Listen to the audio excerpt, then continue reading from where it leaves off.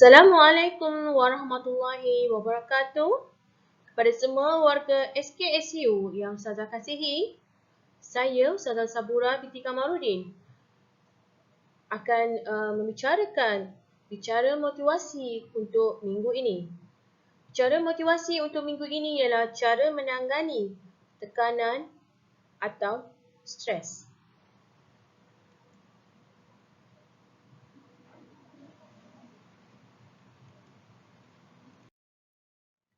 Apa itu stres? Stres atau tekanan kita maksudkan ialah satu desakan atau tekanan yang dihadapi oleh individu berikutan peristiwa yang berlaku kepada mereka. Apa jua keadaan ataupun situasi yang mengancam atau dianggap mengganggu keadaan diri seseorang. Stres menyebabkan individu memerlukan keupayaan dan cara untuk menghadapinya. Okey, kalau kita tengok contoh sekarang ni, stres yang dihadapi oleh murid SKSU ialah stres sebab kita dapat mengikuti PDPR di rumah. Stres kita tidak dapat berjumpa kawan seperti biasa.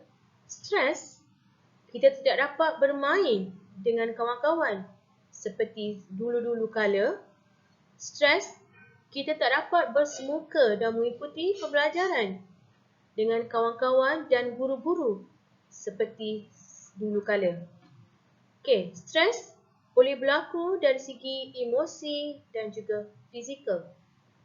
Stres perkara yang sering berlaku kepada manusia yang normal.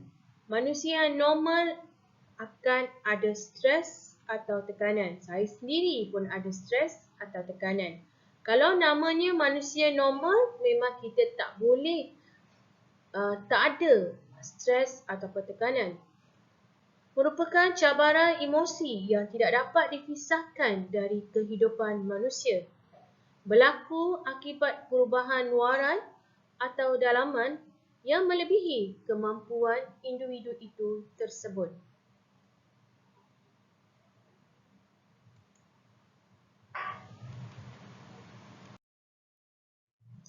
Terdapat pelbagai cara yang murid boleh gunakan untuk mengurangkan stres atau tekanan ketika menjalani pembelajaran, terutamanya PDPR. Antara cara-cara mengawal stres yang adalah yang mendapatkan tidur yang cukup. Okey, waktu tidur yang disarankan adalah dalam lingkungan 6 hingga 8 jam sehari supaya kita dapat mendapatkan rehat yang mencukupi. Dan kita bila dapat rehat yang mencukupi, kita akan jadi lebih cergas dan bertenaga. Bila kita lebih cergas dan bertenaga, kita dapat mengikuti PDPR dengan lebih tenaga dan berminat untuk mengikuti PDPR. Seterusnya, cara menangani stres yang kedua, berkongsi masalah bersama keluarga. Berkongsilah perasaan, kebimbangan, kegelisahan anda kepada keluarga dan bercakap secara terbuka mengenai isu atau masalah yang membuatkan anda tertekan. Kerana waktu begini yang ada bersama kita ialah keluarga kita. Kita tak dapat jumpa kawan-kawan. Kita tak dapat jumpa guru-guru seperti biasa untuk kita berkongsi masalah. Seterusnya, yang ketiga, gerak bersenam. Antara aktiviti senaman yang dapat anda praktikkan di rumah adalah berjalan dan bersenam aerobik. Tekanan yang tidak dapat dikawal dan diuruskan secara baik boleh menjejaskan kesihatan dari segi fizikal maupun mental. Jadi ambillah ruang atau masa yang ada selepas waktu PDPR, selepas waktu petang, kita buat senaman yang ringan-ringan dalam rumah, dari depan ke belakang, dari pintu depan ke pagar, dari pagar ke padang. Itu pun kita kira senaman. Okey? Ataupun kita buat senam rabik. Ataupun kita ikuti yang paling mudah sekali PDPR waktu pendidikan jasmani. Saya tahu murid-murid semua suka kalau waktu pendidikan jasmani. Kalau guru-guru PJ kamu ajar, kamu ikut. Sekurang-kurangnya kamu bersenam dan hilangkan stres atau tekanan. Okey, yang seterusnya. Jaga pemakanan. Itu yang paling penting. Makanan yang sihat akan membawa kepada kesihatan fizikal maupun kesihatan mental, dan penjagaan pemakanan yang betul akan membantu murid-murid untuk menghadapi cabaran dalam kehidupan seharian.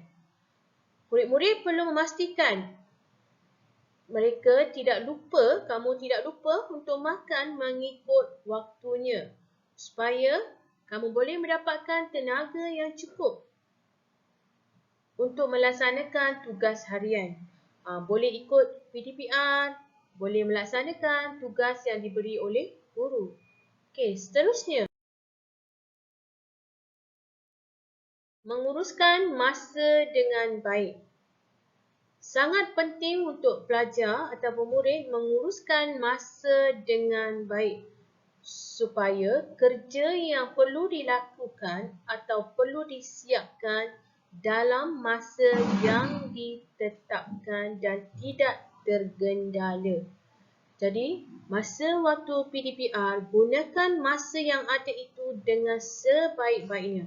Siapkan segala tugasan yang diberi oleh guru dengan tepat dan dalam masa yang ditetapkan.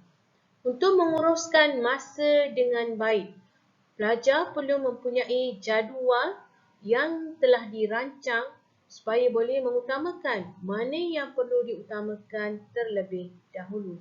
Seterusnya, yang keenam. Meminta bantuan dan pendapat dari guru. Anda juga boleh berkongsi masalah yang anda hadapi sepanjang sesi pembelajaran PDPR supaya boleh anda mendapatkan nasihat ataupun cadangan yang sewajarnya daripada guru anda. Yang seterusnya,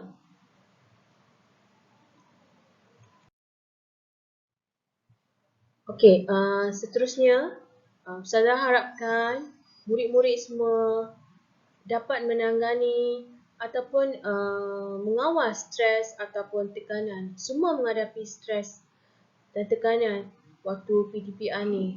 InsyaAllah kita dapat bantu bersama-sama.